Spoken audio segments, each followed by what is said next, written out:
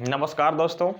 आइए झारखंड सचिवालय भाषा साहित्य नागपुरी पुस्तक अंगना में प्रकाशित वन हिरनी का बेटा शीर्षक कहानी को आज हम लोग हिंदी में पढ़ेंगे।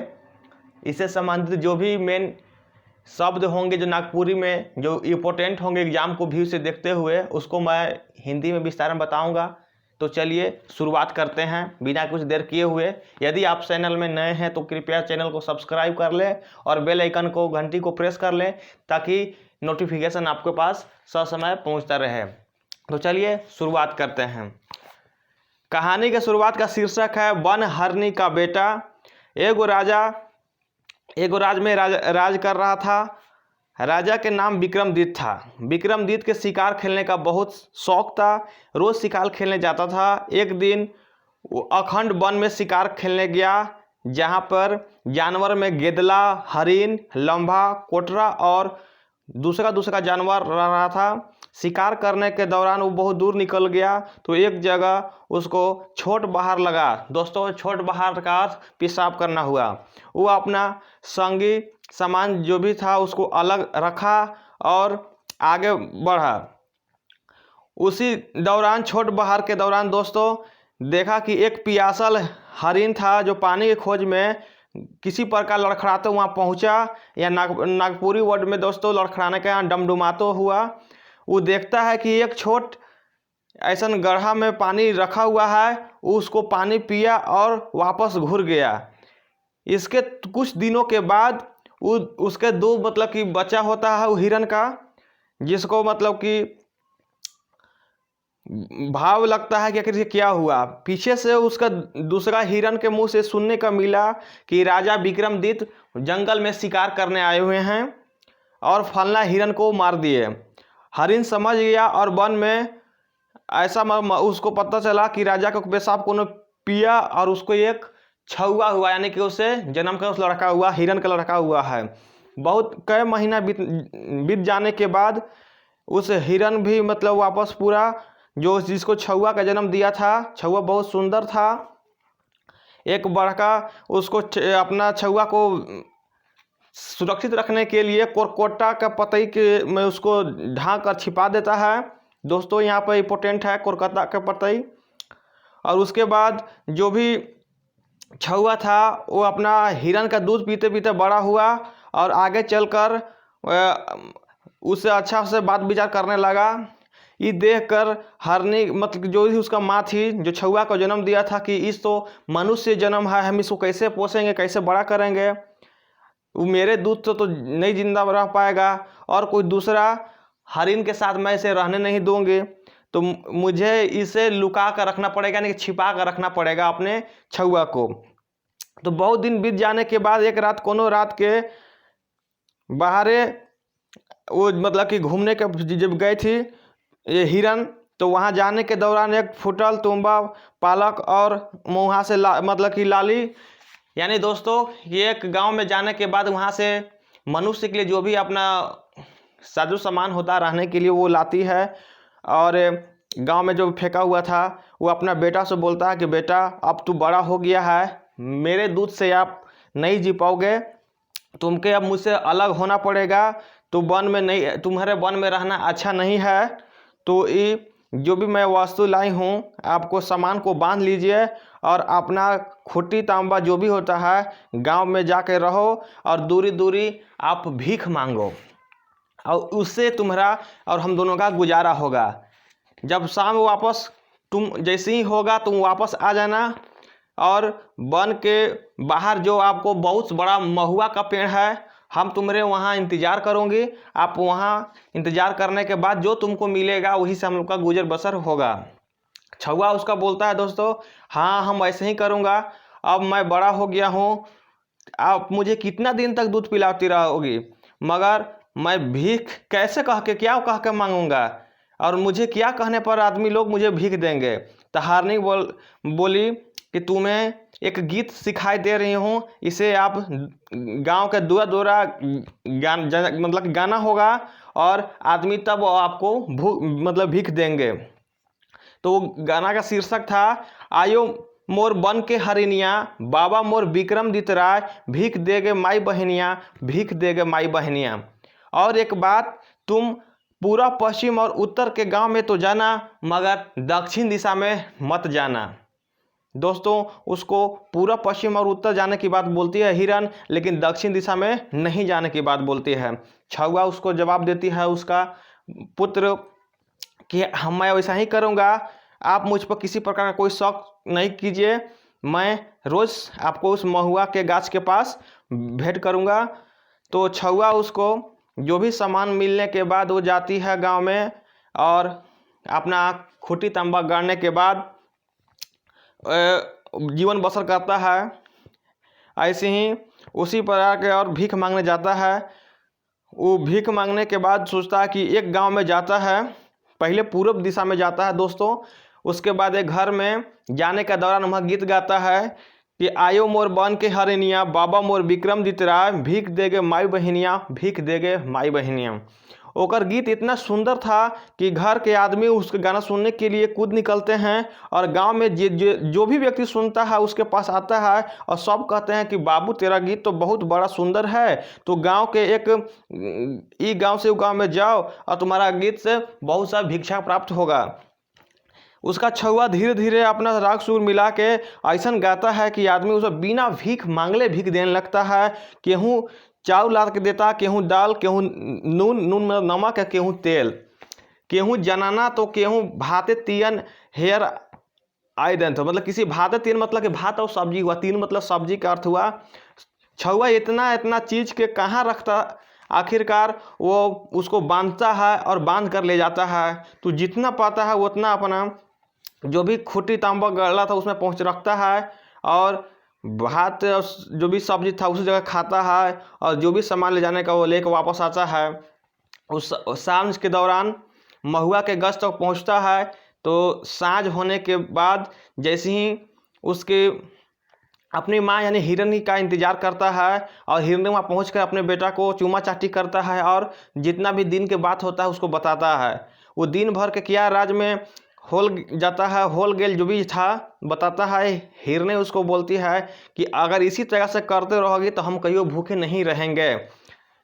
छौआ किसी दिन चिवड़ा मुरई लाता था, और अपने जो भी लाया था अपने माँ को देता, तो हिरनी उसको खुशी का किसी प्रकार कोई ठिकाना नहीं था। दूसरे दिन छौआ उसके दूसरे गांव में जाता है, और फिर से गाना जो था उसका शीर्षक उसको गाना शुरू कर देता है। आयो मोर बन के हरिनिया, बाबा मोर विक्रमादित्य राय, भीख देगे माई बहनिया, भीख देगे माई बहनिया। सुन के जनाना मन रोने लगते उसके पास आते हैं, और मर्दाना मन केहूँ छौआ के खाने के लिए जो भी था वो देते हैं, केहूँ धोती देते हैं, केहूँ झूला लाइन देते हैं, केहूँ गमछा देते हैं। इसी प्रकार केहूँ फिर वही रोटी पीठा, चाउर दाल, चिड़ा मुरही, मतलब जिसके पास जो होता है वो आन के देता है। जो भी छौआ था वो जितना वहाँ पे खा पाता है खाता है, और बाकी फिर बांध कर अपने वापस बन के लिए डहरता है। इसी तरह से रोज करते हुए साँझ बेरा हिरनी अपने माई के टीन वापस जाता था, और रात भर एक निश्चित जगह में सूतता था। और ऐसा होते होते वो पूरा पश्चिम और उत्तर दक्षिण के सब गांव में भीख मांग वापस आ जाता है। अब उसका बेटा सोचता है कि मैं तो पूरा पश्चिम उत्तर घूम के तो वापस मतलब पूरा कर लिया हूँ, अब किधर जाऊँ? दक्षिण दिशा में तो मुझे जाने को मना किया हुआ है, मगर मैं किसी का क्या ऐसा बिगाड़ा हूँ कि मुझे कोई हानि करेगा? और सब आदमी मोर की इतना प्यार दिखा रहे हैं, तो मोर क्या बिगाड़ेंगे वो? और मैं एक भीख मंगवा छौआ हूँ, मैं किसी का क्या बिगाड़ पाऊंगा जो मुझे कुछ दिक्कत पहुंचाएगा, मुझे क्या नुकसान करेगा? और मैं एक काम करता हूं कि अब देखिए लेता हूं कि दक्षिण दिशा में क्या हुआ है। ऐसा सोचने के बाद वह एक दिन दक्षिण दिशा में जाता है, तो ये घर के दूरा के छीन जैसे जाने के बाद गाने लगता है, आयो मोर बन के हरिनिया, बाबा मोर विक्रमादित्य राय, भीख देगे माई बहनिया, भीख देगे माई बहनिया। सुन के गोटा गांव के पुरुष औरत जितना भी छौड़ा छौड़ी और छौवा मन था वो कूद आते हैं और आश्चर्य करने के बाद उसके मुंह के तड़ेके तब देखते हुए कहने लगते हैं, बाबू आपकी गीत एक बार फिर से सुनाओ और कहिएगा कि तो देख कर कोशिश करेंगे, आपको क्या है कुछ देने का कोशिश करूँगा जो भी है।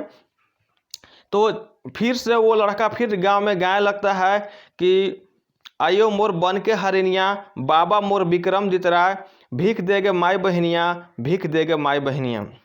आदमी मन विक्रमदित्य राज के नाम सुनते ही अचंभा का लगते हैं और बोलते हैं कि विक्रमदित्य राज तो मेरे गांव के राजा हैं, राज्य के राजा हैं और वही नज़दीक के महल में वहाँ रहते हैं और वो एक राज्य में राज करते हैं। सो केहू राजा के बारे में इसके बारे में बता देना चाहिए कि छौवा है जो आपका नाम ले रहा है।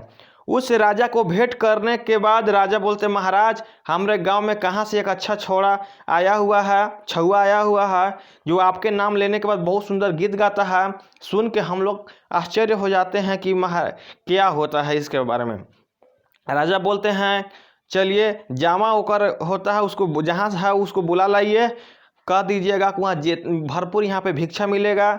सो आदमी मन छौवा को बोलने लगते हैं और उसके बाद बोलते हैं कि राजा आपको जितना गीत है उसको सुनने के लिए तैयार हो गए हैं आप। छौवा तो पहले डरा गया मगर सोचा कि जब राजा इतना प्यार से बोल रहा है बुला रहा है मुझे, तो आदमी मन इतना प्यार दुला कर रहा है तो मुझे जाना चाहिए। वो महल में आता है तो देखता है कि राजा और राजकुमार और राजकुमारी उसके दौरान जो भी सभा में जमा हुए थे, छौवा अपना जो भी गमछा वमछा ओढ़ के वहाँ पे अपना खूटी तांबा को गाड़ता है और हुक्म मिलते हैं सुर मिला के गाना शुरू करता है। आयो मोर बन के हरिनिया, बाबा मोर विक्रमदित्य राय, भीख देगे माई बहनिया, भीख देगे माई बहनिया। सब चुप हो के सुनत हैं। रानी मोर लोर पोछते हुए और सब के हूँ बाबू और एक गाँव फिर से गाओ। बाबू फिर से वो मतलब कि बात को दोहराता हो, मतलब फिर तीसरा बार उसको गाने के लिए प्रेरित करते हैं, बोलते हैं।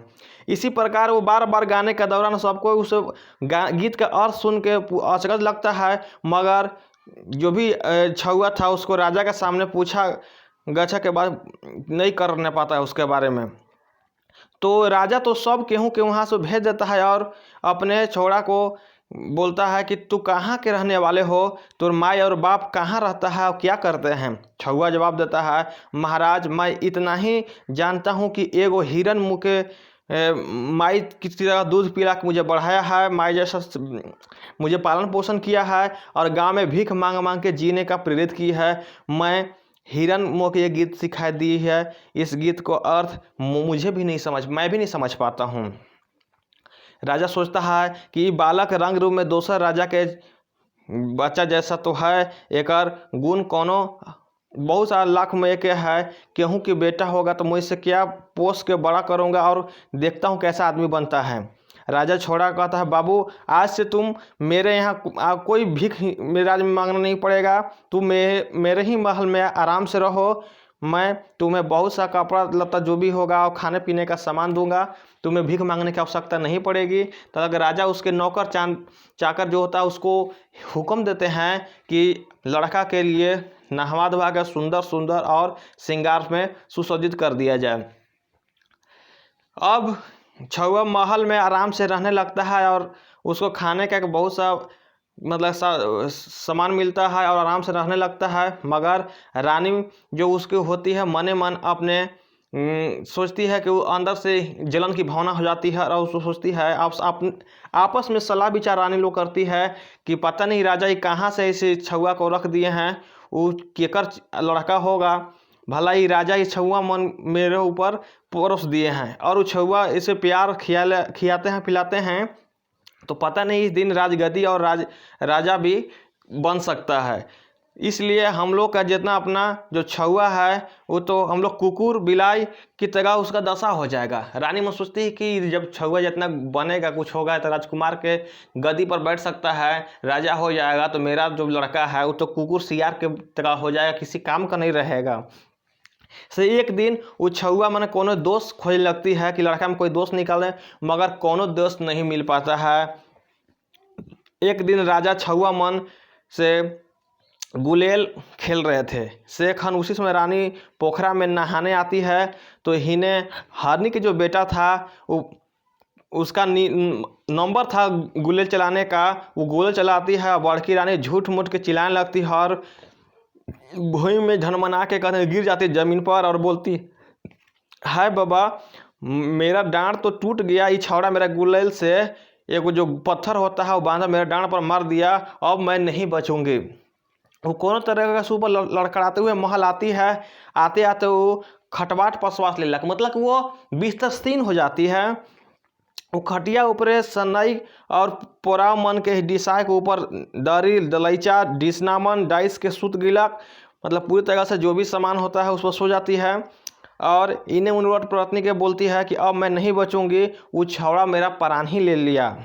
राजा आते तो रानी के दशा देख पूछते हैं, घबरा के पूछते हैं कि क्या हुआ रानी, बताओ मुझे। रानी पलंग के ऊपर करवट लेने के दौरान बोलती है कि आप तो जल्दी जल्दी कुछ करके कहाँ से कुहर कुहर के मतलब कहर के बोलती है कि अब मैं नहीं बचूंगी, मेरा डांड टूट गया। राजा बोलती है कि कैसे तुम्हारा डांड टूट जाता है, डांड यानी दोस्तों यहाँ से कमर। रानी वही जगह पर बोलती है कि आप कहाँ से लड़का को राजा ला दे हैं, अब मैं क्या करूं। राजा बोलते हैं नहीं रानी ऐसा क्या बात हुआ है कि कैसे हुआ है, ऐसा कुछ बताओ कि मुझे कोई उपाय करना पड़ेगा तुम्हारे इलाज के लिए। रानी कहती है कि आपके दया जो है वो एक जगह पर रखते हैं, वो मुझौसा छौड़ा कहाँ से उठा के लाए हैं कि खिया पिया के बड़ा कर रहे हैं। वो मुझे डांड में पत्थर से गुलेल चला के ऐसा मार रहा है कि अब मैं नहीं बचूंगी। राजा बोलते हैं कि अच्छा मैं जाके वहाँ लड़का को बुलाने जा रहा हूँ और पूछता हूँ कि डांड को क्यों मारा। अब राजा वो वैद्य को पास लेने जाता है और बोलता है कि मैं सहाय शर्म को विचार नहीं है कि आप वैद्य के पास जा रहे हैं, अब मैं नहीं बच पाऊंगी। राजकुमार अब रानी राजा से बोलता है कि वैद्य मत जाइए लेने के लिए। तो राजा बोलता है कि आप सही बोल रही हो, लेकिन कैसे तुम ठीक होगी ये भी बताओ मुझे। जैसे कहोगे वैसे मैं करूँगा। रानी कहती है जो मोर डंडा है उसके डंडा तोड़ है उसे काट के ऊपर लहू मोर खिया देंगे और मैं जल्दी ठीक होंगे। रानी बोलती है कि जो आप राजकुमार को लाए हैं, जो लड़का को उठा के लाए हैं, आप मुझे उसको खून पिला दीजिएगा तो मैं ठीक हो जाऊंगी। राजा सुन के सन्न हो जाता है और वो भारी सोच में पड़ जाता है, और मगर वो वचन दे चुका था कि मैं क्या कहूँ। अब वो रानी को ठीक करने का उपाय सोचता है। मऊ और वो लड़का को खून को ले जाने के लिए जाता है, लहू लेने जाता है। राजा जाते जाते सोचने लगता है कि एकरो में किसी प्रकार का कोई साजिश होगा कि मुझे उस लड़का को मारने के। अब मैं कहीं लड़का को छिपा देता हूँ और कुकुर के काट के ऊपर लहू लानबो। दोस्तों परीक्षा एग्जाम में पूछ सकता है कि राजा उस रानी को बेस करने के ठीक करने के लिए किसका खून पिलाती है, तो यहाँ कुकुर को बुलाता है। दोस्तों उन्हें दूसरा सिपाही के कुकुर काट के ऊपर खून ला के भेजती है। सिपाही तुरंत एक कुकुर को काट के खून लाता है। राजकुमारी के एक लौड़िन का हाथ है, लौड़िन का दोस्तों और वो कोई सेविका होगी। रानी की टीम पहुंचती है। रानी राजा के आकर जान में पहले उकर खून सब खूब बकती है। रानी राजा के पास खूब बकेगी। राजा आके कहती है कि ए रानी लो, मैं उस लड़का का छुआ का खून लाया हूँ, देख लो। लौड़िन माई की दे देती है। कहने के बाद लौड़िन जो थी सेविका रानी कर खून के आगे देती है और उसका तनी लहू के जैसे ही चखती है, रानी कूद उठती है और कहती है मैं अच्छी हो गई, मैं बेस हो गई। और अपनी कमर पर टमक टमक के कहती है अब एको को बथा नहीं, किसी प्रकार की जरूरत नहीं है, मैं बिल्कुल ठीक हो गई हूँ। छोड़ा कर लहू नगद गुण करलक। जो छुआ के खून था वो काफ़ी दवाई के काम किया। राजा चल गया और वहाँ से चला जाता है। और दूसरा दिन रानी के पास आने के बाद पटरानी से कहता है दीदी कोई आप बहुत सा अच्छा बेस उपाय की, अब हमार जो जीव में जीव जान हुआ, पता नहीं कहाँ से फेंका हुआ भिखमंगा छौड़ा के राजा के दरबार में खियावत खिला रहे हैं। देख देख के जीव में मेरा पीड़ा हो रहा था, अब जीव मेरा जुड़ाया। वो रानी बोलती है अपना पटरानी से। उन्हें हरनी अपना बेटा को कई दिन ले नहीं देखने के बाद व्याकुल इधर उधर कूदते फिरती थी। ओकर मन में किसी प्रकार का चैन नहीं था। वो रातें रात पूरब जाए, पश्चिम जाए, उत्तर जाए, मगर किधर भी उसका बेटा का पता नहीं चल पाता है।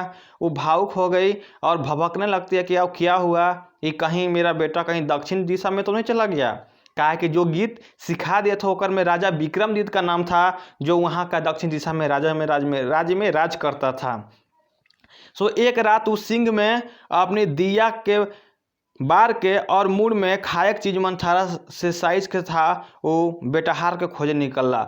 दोस्तों, जो हिरन थी अपने सिंह में एक दिया जलाती है और जो मुंह में अपना होता खाने का चीज लेके अपने बेटा को खोजने निकलती है। संजोग से वो नगर के बाहर जेल थी और जहाँ वो अपने बेटा का रोते रोते मतलब कि आवाज़ देती है, बोल लगती है, कने बेटा का भेले रे, का करने बेटा नहीं घुरले रे। अब छुआ सुनलक तो कहलक, यहाँ आओ आइयो जेल है रे, बिना करने आइलो बांधलो रे।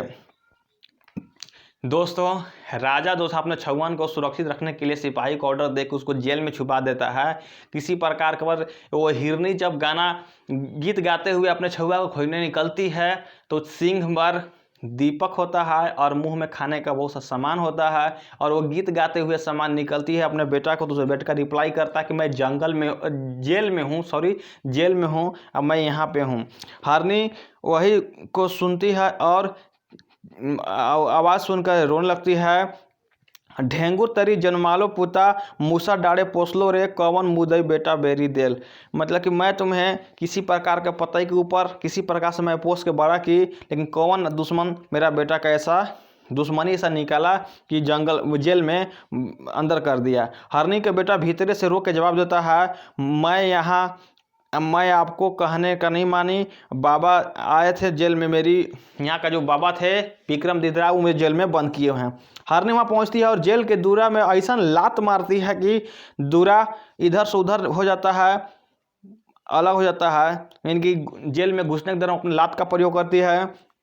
तब उस छोड़ा दिन अपनी छुआ के पास जाता है और उसकी माँ बोलती है, बेटा कह के खूब बेटा कह खूब रोता है, चूमा चाटी करता है और उसके जो खाने का सामान लाकर देने के बाद बीतल बात जितना था अपने बताता है। हरनी उसे दिलासा देती है कि तुम किसी प्रकार दिक्कत महसूस मत करो, मैं इसी तरह से रोज़ यहाँ पर आया करूँगी और खाना पहुँचाती रहूँगी।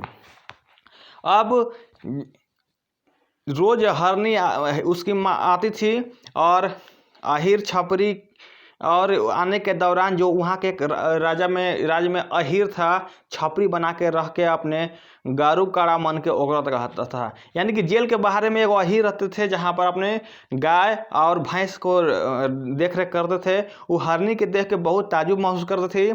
दूसरा और तीसरा रात जब वो के वही डहर में जात देखा तो चौथा राह के उसे पछड़लक। यानी कि अहिर दूसरा उस चौथा रात में उस हिरनी को पीछा करता है तो देखता कि कहाँ जाता और क्या करता है। वो देखता कि हरिन जो था जेल के भीतर जाकर वहाँ पर आवाज़ दे के भोकर भोकर के रोता है और गाते जाता है, ढेंगू तारे बेटा जन्म दे ले रे, मूसा डाँड़े बेटा पोसले रे, कौन मुदई बेटा बेरी देल रे, कौन मुदई बेटा बेरी देल रे। भीतरे जवाब वही छुआ उसका जवाब देता है कि मौसी आयो मोरा ले खोजले रे, बाबा आयो जेल बेरी देलक रे।